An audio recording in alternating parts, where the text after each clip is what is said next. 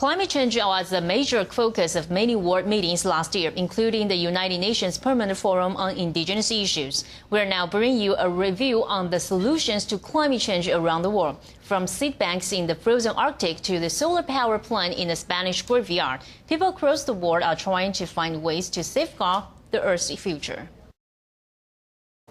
In Norway's Svalbard archipelago, a seed bank vault has been built to withstand earthquakes, nuclear strikes or other man-made and natural disasters.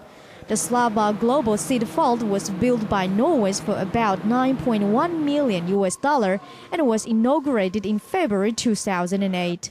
It has the capacity to store 4.5 million seed samples from around the globe and is designed to be backup for the other 1,400 seed banks in the world in case they are hit by disasters. Back here in the middle of the mountain, it's very cold, and if you want to conserve seeds for a long time, you freeze them. So here, we can have frozen seeds without dependency on mechanical systems. Each of the vaults has blue and orange metal shelves that can hold 1.5 million sample packages with 500 seeds each. Organizers said that many seeds could last 1,000 years in 18 Celsius degree temperature. In Brazil, some people are also trying to save the future of the world's flora by protecting the rainforest today. Campaigners have embarked on a mission to persuade farmers to turn parts of their land into private forest reserves. As a result, 530,000 hectares of private land in more than 700 reserves have been legally protected since 2003. The primary goal of the program is to persuade farmers to join forest reserves, and the long-term goal is to create corridors where wildlife can move through long distances. In the UK, eco-homes are being tested and showcased. We decided to set up the Innovation Park because we recognise the need to accelerate innovation, to accelerate the understanding that the industry has to deliver more sustainable, to deliver greener homes. This timber-clad Kingspan Lighthouse is an example of a green building. It utilizes a barn form design and a 40-degree roof pitch, which accommodates an array of solar paneling. The building also has various green features such as insulting walls, a biomass boiler, a wind catcher, and a solar thermal array. It also has a highly advanced heat recovery system, which is continuously monitored and controlled by computer to optimize energy use.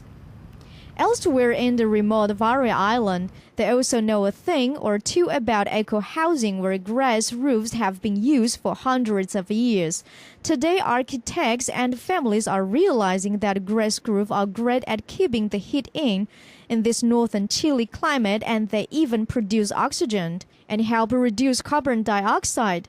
Even former U.S. President Bill Clinton is an admirer.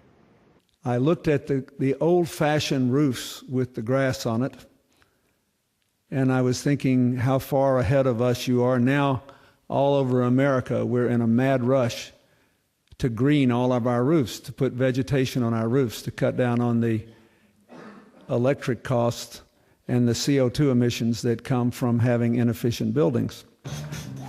Back in the UK, and these breakdancers are not trying to keep warm, but to create energy.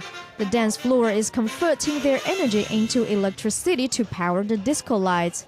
Piezoelectricity works through pressure on crystal from dance floor, creating a charge that is then harvested to generate electricity for the light system of the club.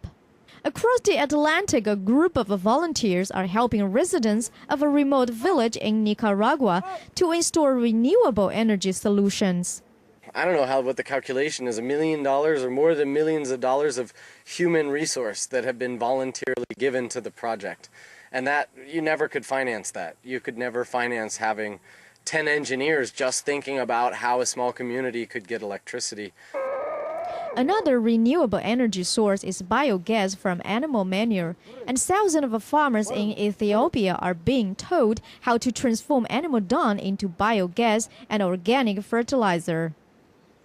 In Iceland, scholars say that 90% of the country's residents enjoy an abundant supply of cheap energy generated by geothermal power plants. In Spain, more than 450 solar panels have been installed at a local cemetery in the Barcelona suburb, generating 202 kilowatts peak of power, creating enough electricity for 60 families for a year. It is one of a few open, sunny places in the crowded city. From Norway to Brazil, Spain to Nicaragua, people are suffering from climate change, but they are also working out solutions to fight it. TITV Weekly.